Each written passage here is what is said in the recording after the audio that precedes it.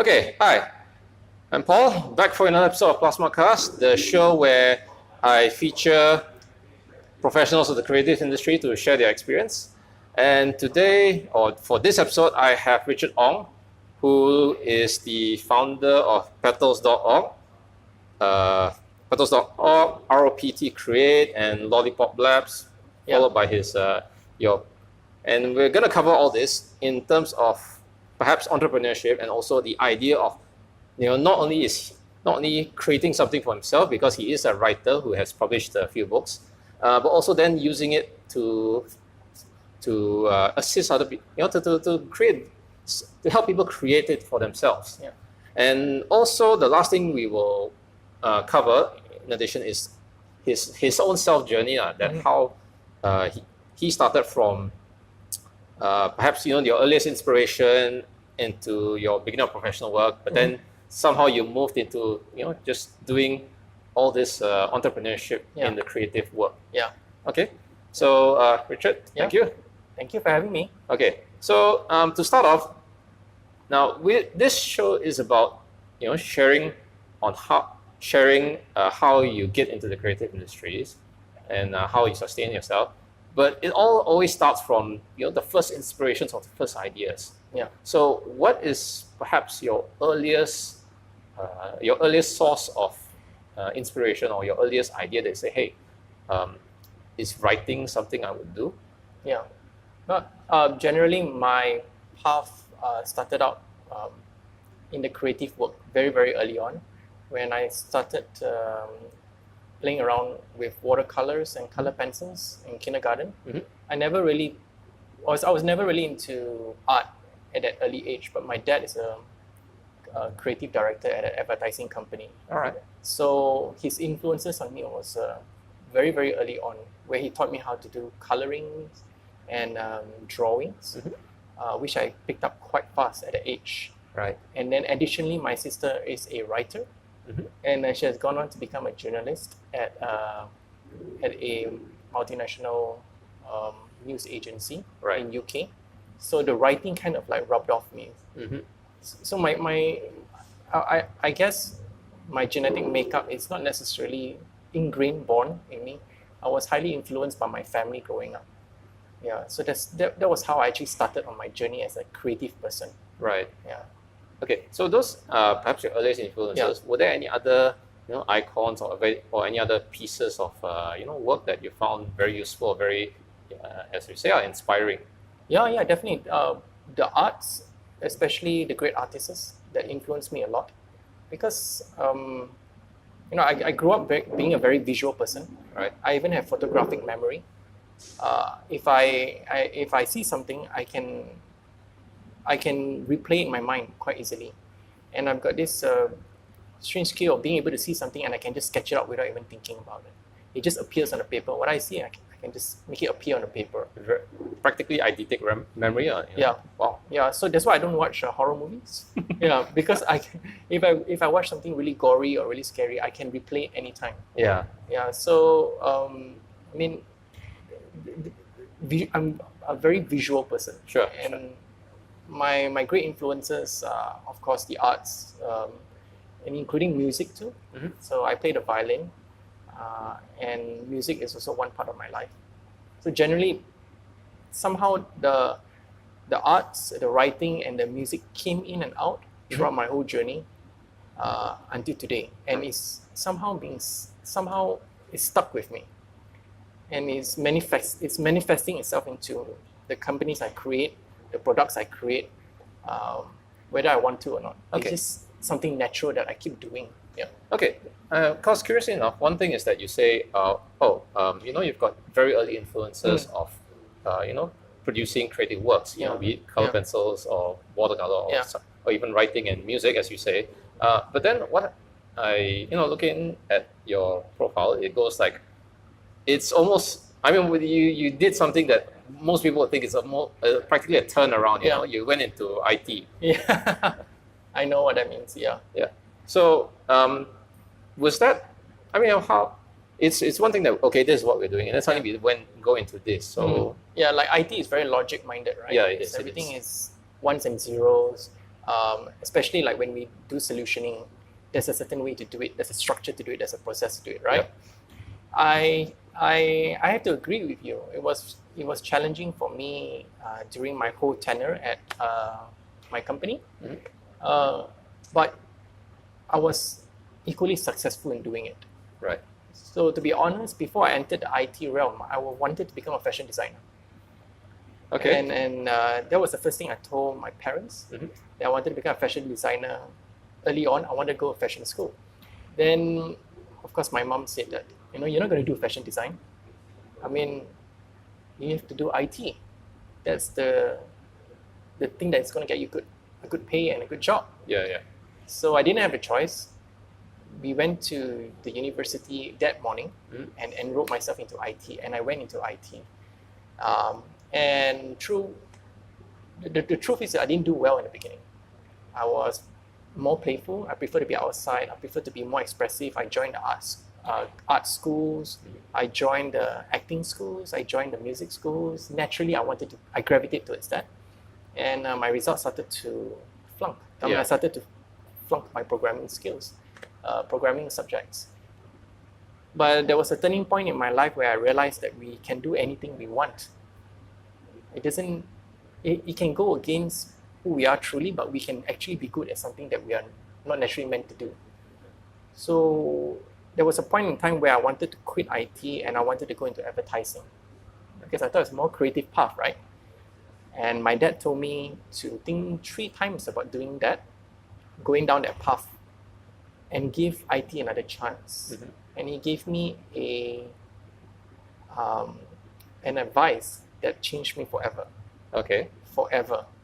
And that got me into a multinational company, that got me up the ranks, climbing the ladder to become a manager and so forth, even almost reaching partnership level in my multinational company, but I decided not to go forward with it. His advice to me was that in order for you to do anything good in life, you got to enjoy doing it. You got to enjoy doing it. So from that day onwards, I was retaking my programming subjects because I failed, right? Right. So I was thinking of how do I make it more creative, right? And I was thinking about programming as poetry. And then I started to put on music, techno music, digital music. And I started to go clubbing, listening to digital music. And I started to pick up hacking and learning the craft of hacking. And it seemed so creative. And that's when my subject started to go from failure to distinctions, right. HDs. I got all my Ds after that. It's a strange thing. And I was not really built for IT. But if I look at it from a creative standpoint, it became enjoyable to me and I started to see as a craft. My distinctions started to come in. Right. Yeah, and I ended up in a large organization doing IT. Right. So after 14 years of that, I just realized that, okay, now that I've already achieved what I meant to do in IT, where's that lost part of my life that I want to do, that I want to go into again? And that's where the entrepreneurship came in. Okay, just to dwell a bit more on this, your time in the IT sector. Yeah. You've been there for about 13 years, such. Yeah. So so you've managed to sort of like channel your emotions into your work as a craft. Yeah. But then there's also the curse that being logical and having to deal with solutions and perhaps even deadlines and pressures and such. Is that sort of like the point I'm trying to get at is that it took you 13 years to finally say, I think I hit that point. Yeah. Insane, right? Yeah. So the first part is perhaps how do you manage it? How do you manage with all these other things? Your emotions sort of manage to carry you through. Yeah. But then there's also the other pressures of work, multinational, and all this. So how do you manage to deal with that? It drove me mad to some point. When I go through my day, right, my creative part of my side is in conflict with my logic part of my life, right? So I would go to work thinking logically. Yep. To work with the architects, to work with the project managers, and these are the people that don't understand art, right? They just understand logic. Ones and zeros and stuff like that. And it's a beautiful thing. But when I go back, I write and I paint and I play the violin I love to be with people. There was one point in IBM career, I was actually creating brooches. Yep. Pins. Yeah, pins made of felt. I went into a bit of sewing. I mean, on one hand, it sounds like you've got hobbies, and then on the other hand, and then it's almost like, oh, it's a double life actually. Yeah, it's a double life. It was tearing me apart every single day. Okay. Every single day. But I stuck on with IBM because my company was because my IT company because I knew what I wanted to achieve. That was, I think, the smart thing to do. Before I went into my company, I made it a point to know where I want to go, what I want to achieve, and what I wanted to achieve was become, a project manager, right? A senior project manager, serving large clients, right? Right. So it took me 14 years to get there, down from the ranks of like IT, IT consultant, IT specialist, advisory IT specialist. I need to know the technology to become project manager. Yep. It took me 14 years to get there, right? But throughout the journey, right, I was having this mind-tearing thing going on. But that objective stuck with me.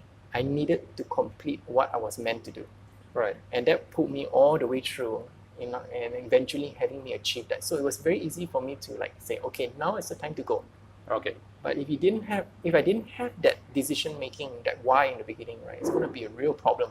Yeah. It's going to be a real problem. Yeah. I mean, I have recently read Simon Sinek's Start with Why, and it's very insightful that it's very insightful that you got to understand your probably what you've covered in your own books, mindset and core, that you've got to understand yourself, and it might take a while to find it, and it might take a lot of even experimentation. Yeah. But when it's found, that conviction is definitely what drives you through. Oh yeah.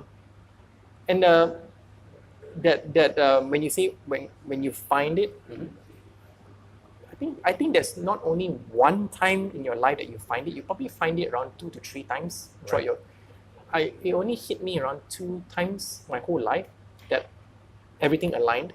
Right. And then sometimes it will sway a bit, but the moment it hit, my God, that feeling is almost pure clarity. You know what your heart wants, and you know what your mind knows to serve the heart, and you know the work is aligned with everything. All right. And at the same time, you're getting paid. I mean, that alignment is very rare, but when it happens, it's like cool. So the last time I got this alignment was last year when I was walking around the park. Because the alignment will only happen if you have enough experience of, like you said, experimentation, so that your brain has enough of this content to link it together. Right. And then when it links it, man, that feeling is just almost clarity. Suddenly the clouds look clearer, the trees look clearer, the air smells fresher, and it's like, wow. All right. And then that dopamine starts to sway off, and then it's time for execution. So yeah, the alignment is quite cool. That's a very interesting thought. Yeah. I mean, probably because I'm still trying to find my own goals or my own values. Yes. I mean, doing this show is a bit of a journey that that hopefully that's a reflection of my own life. Yeah. That channeling into a show that is hopefully can help others. Yeah.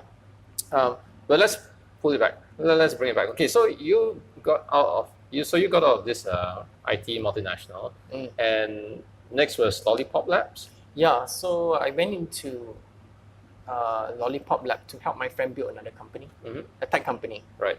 So I was going from logic to logic. Okay. And I thought, let's try it out.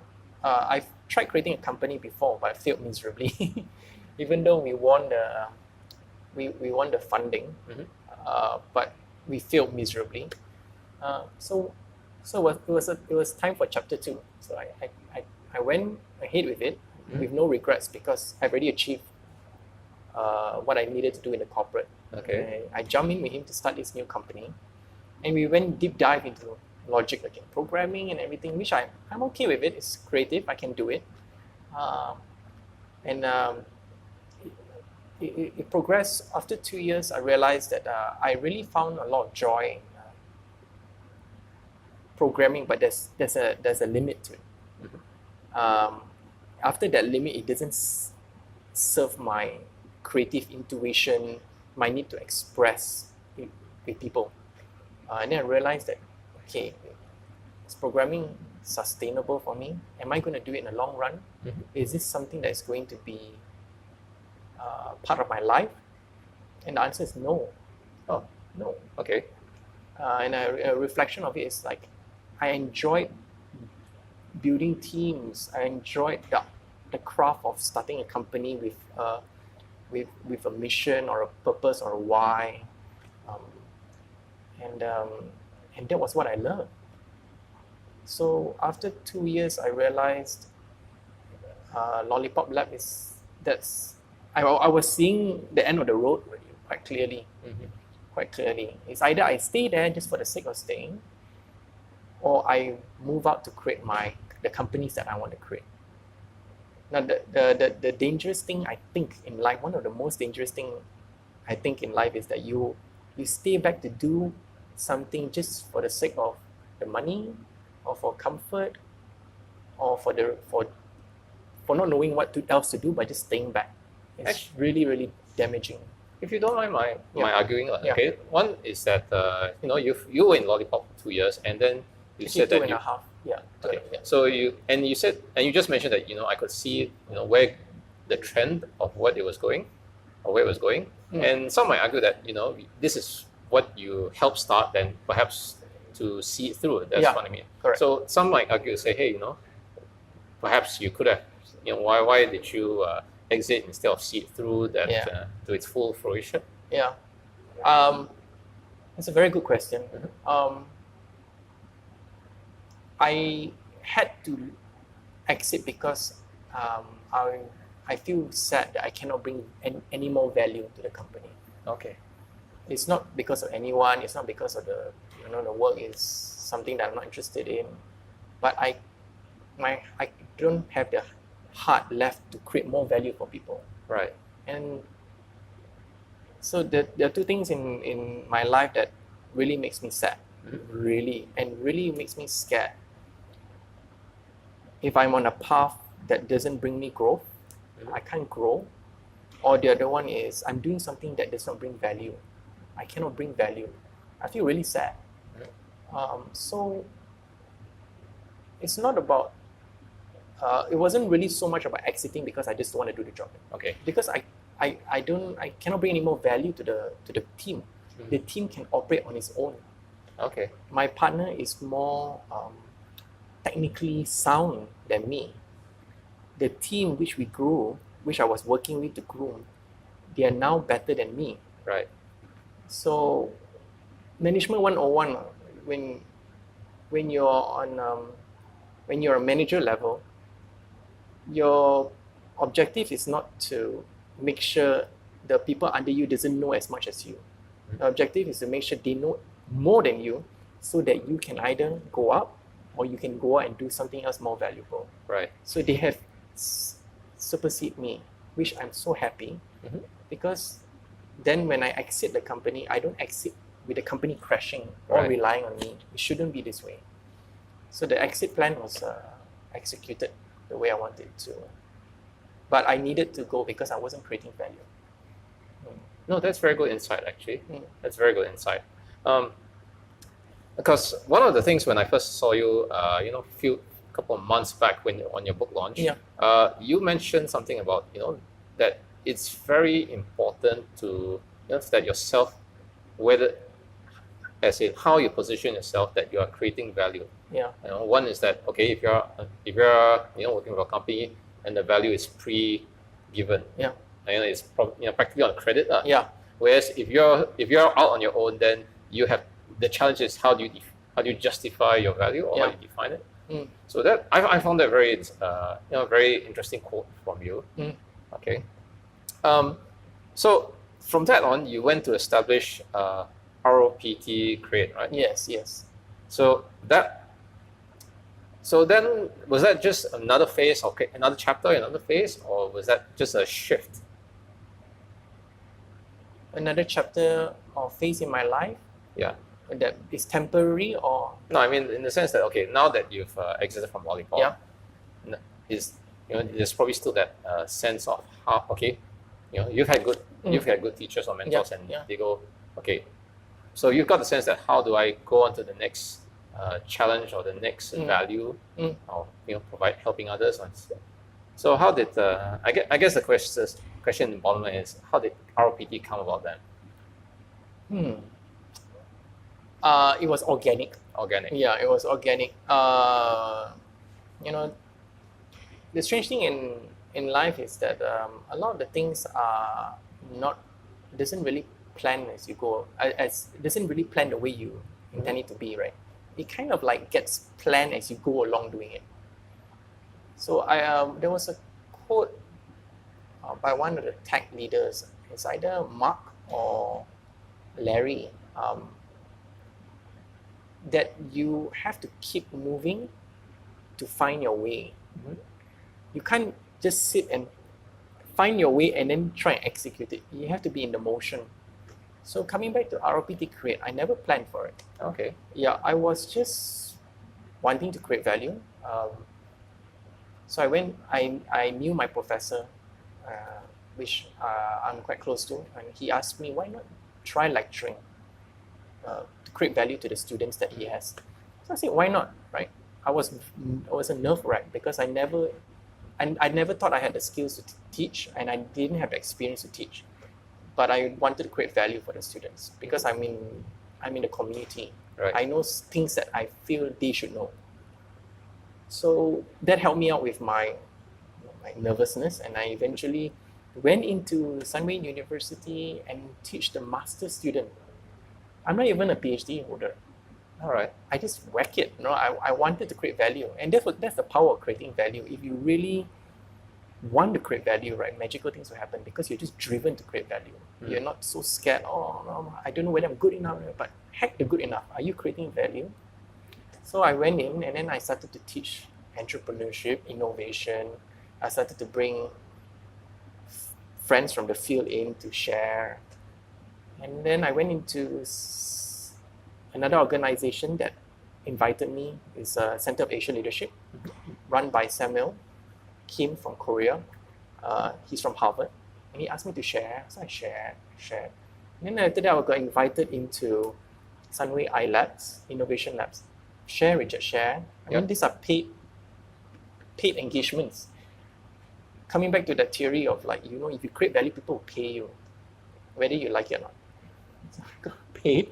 And then now Sunway Group is asking me to come in. Right.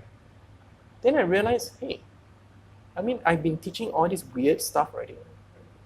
It seems like there are a bunch of workshops I've been given and a bunch of topics I've been given.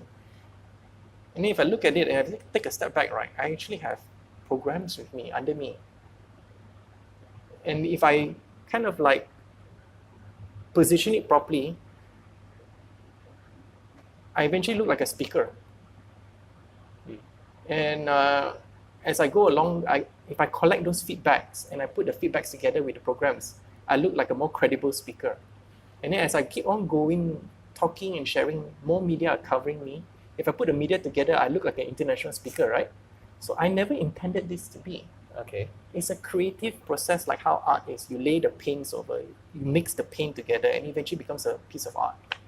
That's what ROPT Create came to be. And then I registered the company. Okay. And even ROPT Create was never meant to be a company. It was supposed to be ROPT is my initials, and I love to create things. So I just went online and buy a website called ROPT Create. And then it ended up being a company. Yeah, so that's the story of ROPT. Well, okay. On the one hand, that you say that this is organic. Yeah. At the same time, there are other people who say that shouldn't there be at least some idea of an objective, before we commence, or it might still be an organic journey. Yeah. That it might have its left, right, twists, turns. Yeah. But then shouldn't there be at least be a certain clear objective to say, okay, this is the achievement or the mark that I would want to be or the type of person I would be. Yeah. I mean, if someone told me that, I wouldn't say he's wrong. Okay. Or he or she's wrong. The beauty about entrepreneurship is that there's no one way to do it. There's no it's not binary. All right. Some people find it organically, some people find it with a vision and a mission statement, some people stumble upon it. And everyone has their own journey. And that's what I love about this culture. There's one person's advice may not apply to the other person at all. And that's the way it should be. Everyone has their own journey, everyone has their own way of approaching things. You can either adopt it or you can try your own. So the path of entrepreneurship is a very creative one. I mean, to sum it up for your program, it's exactly it's a creative path. That there's no binary at all. If you're in a corporate, I mean, there's a corporate ladder to climb, and then you have your growth charted out. You know what you need to meet in order to go to the next band, right? Everything is entrepreneurship is entrepreneurship is like I give you a canvas. Please paint something for yourself, and I love it. I love the culture. So coming back to your question, he's right. So as the other thousands of entrepreneurs who have other different ways of doing it, they're all right. Okay. They're all right. They're all right in their own environment, in their own experiences. Yeah, that's right. Okay. Yeah. Now, okay. So we've covered your your early days, your early journey into the university days, your multinational, your what was that, Lollipop, and RPT. So then this next one, this next one was Petals Org, which is sort of like a authoring program or a writing course. Yes, correct. It's we help people connect through stories. Okay. When you say connect, it's just that when you say connect through stories, that means they define it themselves, or they define themselves, they express it themselves, or is it ghost written where they sort of like subs? No, they express it themselves. Okay. So it's a highly creative program where the participants write their stories themselves. Okay.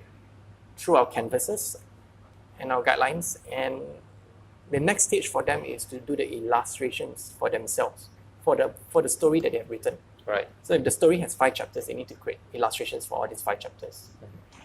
The third stage after that is going on to helping them narrate their story, to share it with the world, to explain about it, to talk about it, to feel good about it, to empower people with it.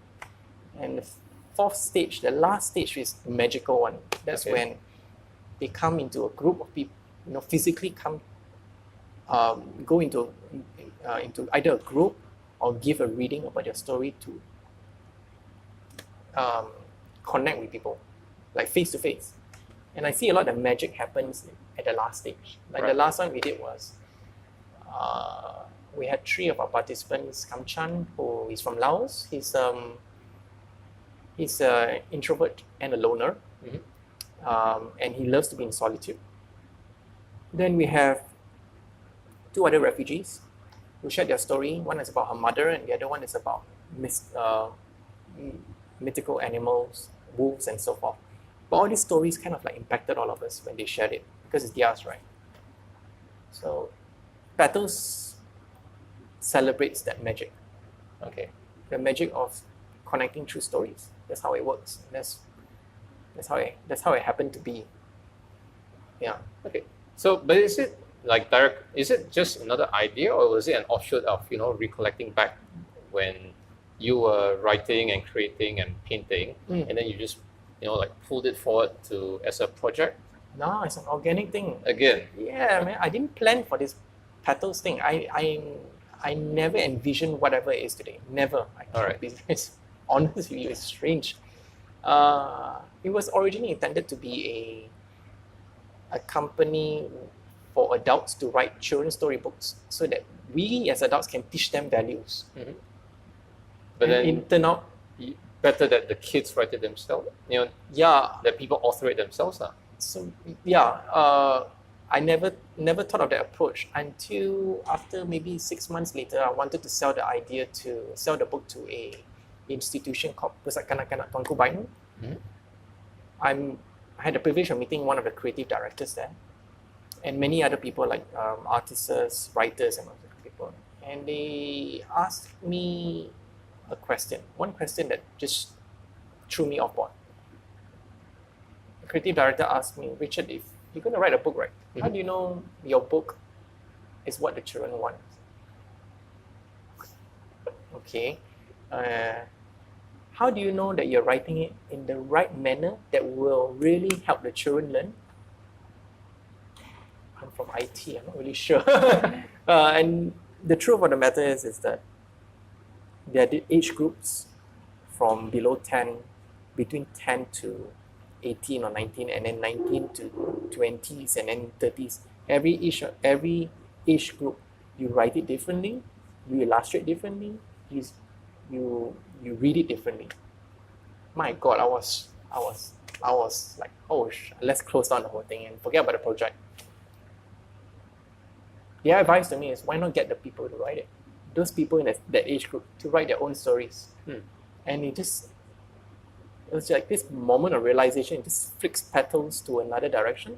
We call it pivoting. In entrepreneurship, it's pivoting. It's called pivoting. We pivoted it, and we worked on the program with all these artists, and we came out with the original Stories by Creators program that we have today. It was actually originally created by all these artists who helped me to come up with a simple framework for anyone to use. And we applied it in PKKTB. We had a few children go through. So I thought, okay, they created a book, and then parents started to buy it and that kind of stuff. It's like, wow, it's like not bad. It's quite fun, and I started to enjoy being with kids. By the way, I never thought I would be good with kids. I just threw myself in it because I wanted to create value. Then I thought, hey, why not the teenagers? Let's try it out. Whack it again. And then why not the adults? Whack it. Corporates, why not whack it? It's that kind of organic journey that I found very beautiful. It's not planned. It's really not planned. And it just goes, you just keep going at it. As long as you know what value you want to give at the end of the day, and that will be a North Star. Right. It doesn't matter what people say, or whether you have enough media coverage, or whether you're popular on it. I mean, I just find all this marketing thing quite irritating for me. Okay. Because I'm a little bit of an introvert. But what matters is, to me, very, very high on the pedestal is the value that I'm creating. That wakes me up every day. That makes me feel good every day, and then that makes me able to sleep every day.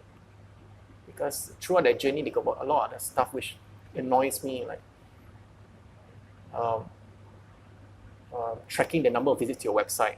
How do you do digital content properly? How do you do the brochures properly? When should you schedule the next thing, and all that kind of stuff? It's something you have to do. Like, I think most entrepreneurs have to do a lot of things that's necessary, but they don't really enjoy it. Right. So what I enjoy is really creating the value. I love creating the programs. I love creating content. I love helping people create. And I soon realized something. We shouldn't do what we love. Okay. That's curious, but there's another half to it, right? Yeah, I mean, I can just share a little bit on it. Okay. This is my opinion, okay? That's fine, that's fine. We shouldn't do what we love. Okay. Right? We should do what it takes to create the value that we want to give. And in the process, you love what you do. Because I'm telling you, man, the companies I created, man, there are a lot of things in there I don't like to do. I really don't like to reply emails, and I don't like to blast Facebook notices out. I hate those things, but it's a must. Okay. So I'm doing what it takes not what I love, but eventually in the process of doing what it takes, I love what I do. It's that kind of it's the kind of wisdom I wish someone would have told me earlier on. Because if you just do what you love, I mean, by not seeing the big picture, what if one day that thing, you stop loving that thing? Right. There'll be times what you think you love is not really what you love. It's just a hobby. Yeah. I mean, it's both on the one hand kind of like an endurance test, but also that you learn, you growth. Yeah. What you manage to learn or overcome in terms of a challenge, as much as it's distasteful. But you've learned something, you've gained something, you've grown something. Okay. The other thing that I grew a lot is a financial management. Oh man, like making sure the money comes in, and then I'm dispersing out to the team, making sure I calculate everyone gets a fair share. Yeah. Calculating the percentage of earnings for the month, everyone is treated equally. Was it in my mission for Petals in the beginning? No, it was. It's just that I needed to do what it takes in order to create the value that I want to give. And then if I look at it in the bigger picture, I just love what I do. Right. Yeah. It's very good. Okay, let's talk a bit about your books now. You've done 5 books. Yeah. Latest is Mindset and Core. How did that come about? The Mindset one. I mean, so you've done 5 books. Yeah. Was these just simply side projects, or was it something to maybe collect your thoughts for or perhaps find a way to connect to a different connect to an audience differently? How? So first is just how did the ideas of the books come about? I never wrote the book for publicity. Okay. And I never intended to sell my books. All right. I have quite a stack at home. But it's selling slowly, which I'm okay. So sometimes I get things like from my wife, hey, you're not pushing it high enough. Why didn't you go to publishers and everything? So to tell the truth, I wrote the book for myself. And I was taught by my mentor that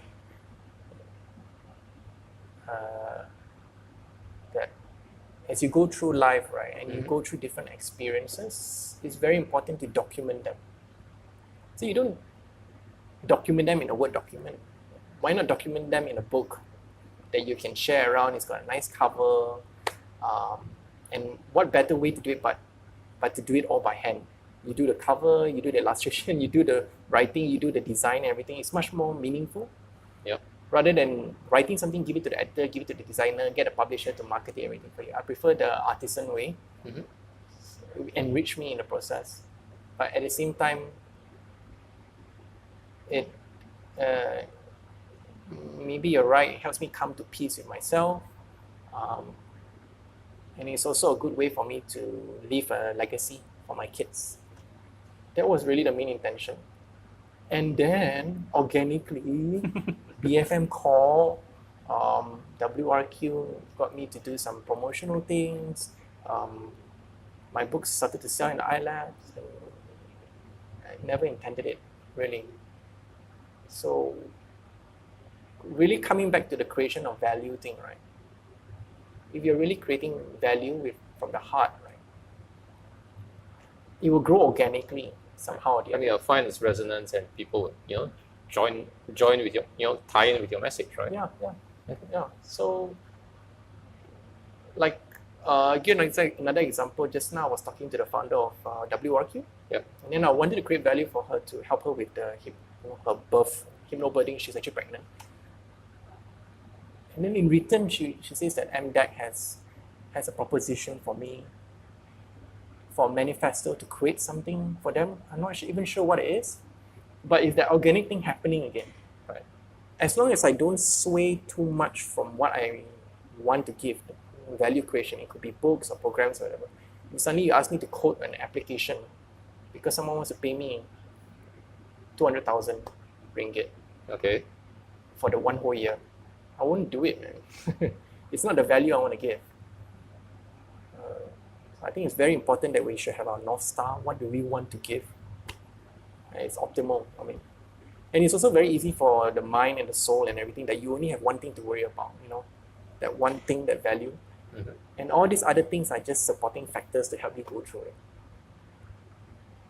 Yeah. Helps ease the pain. Yeah. Okay. So moving forward is that, okay, you've got these initiatives and they seem to be, moving fine. What other projects might you engage in? Might it be another book or might it be a journal? I'm writing the core purpose book. Okay. Supposed to deliver it by end of the year. So I'm working with a friend to do it. It's not good. It's not doing too well. You mean it's not ready? It's the outline is ready. Maybe the 20th draft is already done. Okay. It's just not ready. I haven't had time to really put my heart and soul into it. So I'm going to jumpstart it again. So there'll be a second book. Delivering more programs to the people that wants it, the corporates or universities, and then petals, servicing my clients as best as I can. Okay. Whether or not if they want to write a book, or they want to write a corporate message, or they want to explore storytelling, whatnot. I mean, I'm there to help them as much as I can. What else? Family. Okay. Very important. Definitely. If you ask me to list the businesses in priority, in order of priority, family is number one. Right. Number one, straight up. So yeah, family, growing the family, making sure the house is in order, making sure my kid is brought up properly with values.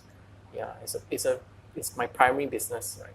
And then making sure my wife is happy and constantly being taken care of. Mm-hmm. And whatever she wants, I will have to support and deliver. Primary business. So these are the three areas in my life right now. Right. And don't get me wrong, man. Sometimes I care about the corporate. Sometimes I do. Mm-hmm. I won't be surprised if I go back. All right. To corporate. It may happen. It may not. Okay. So this is the part of the show where I get into my 3 questions. The part of the show where it's sort of like, okay, for those in the audience, you've been following, and to get your insight on, okay, how does one progress into your field? So, be it entrepreneurship or writing, mm-hmm. how does one, what advice do you have for those who want to get into this as an idea, into this field as an idea? You already know what I always preach is that I think we should always start off by understanding what we're here to do on this planet Earth, and usually it has to go along the lines of value creation and relationship building. It's actually our core purpose to actually create value for people and build relationships. So this advice I usually give out to whether it's corporates, teenagers, or even children, and I really, really believe in it. And we have to always understand and acknowledge that these are the two things that we do on this earth. So by value creation, by acknowledging value creation, we can better understand our passions, and through our passions, the fact that we are creating value makes us passionate about what we're doing. And by acknowledging that what value are we trying to create is really the seed of the ideas that you will eventually be using to create companies, create programs such as I did, or write books, or to do creative work. Because all these things that you'll be doing is actually working towards two things: to create value for people and to build relationships with them. Right? Okay. Then the next question is, okay, so for one, then you've got the idea, then to find the skills. So how might they, what advice might you have for them who are basically, developing their skills? What might they need to look out for, or how might they endure, go through the training, or even, learn? When I was in the corporate, we had a culture of learning on the job, to be thrown into different difficult situations so that we are forced to learn ourselves. So there will never be a time when we are actually prepared. There will never be a time when we have all the training in the world, we have all the books in the world, and then we can go in as experts. The only way to go in as experts is that you have experience doing things. Yeah. Right.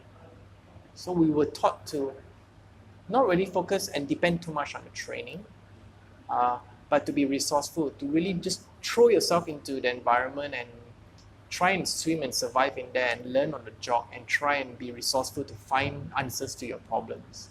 And then I think that will in a way help you grow, right? So I was brought up that way, and it may not apply to anyone because some people might find it very uncomfortable being in situations that is new to them, right? It's challenging, you're not really sure what's going on, there's zero expectations in you, and you get there's anxiety involved. But I think that's one of the better ways to learn, especially in the entrepreneurship community. Right. We are every day we're throwing ourselves to do different things, to try different things, and eventually we learn from it and we become good at it. Yeah. Okay. And finally, the last question for one who is, okay, so we've got the idea, we've got the skills. What advice would you have for the young, the young person starting out? So, or the guy who's starting out in a new idea. Yeah. Okay. So, yeah. Yeah. So I mean, I'm not going to give the cliche advice, okay, like learn as much as you can, do your best and all that kind of stuff. I think I'm going to give the audience an advice that will be applied throughout their whole life, right? Okay. And that is to do something that you're scared of, do something fearful, because what I've learned throughout my journey is that all the growth and opportunities and the candies and the trinkets of life, everything happens to be behind the veil of fear, the veil of uncertainty, the veil of risk. And if we approach it with the right heart to create value, we approach these veils and lift it up, we'll get all these wonderful things that will help us grow and become a better person in life. I think the worst thing is that you do something that is safe. Because if you look at it, if you do something that is safe and easy to do, what you're actually doing is you're doing something that you've already done before. Yeah. It's just that you're repeating what you've done before. How can that be any good to anyone, right? I mean, in a sense that it's about, in a sense that to most people is maybe a form of stability or predictability. Yeah, I guess so. There are different paths through life. The one that I found damaging for me is do things that are safe for me. Right.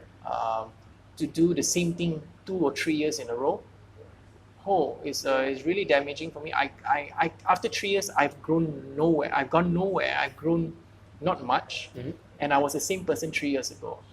Now life is just this short, right? I'm 38 this year. Probably have another maybe 40 years to live. If you break it down into days, that's not much. And if I waste 3 years of my life doing the same thing, and I've come out not growing,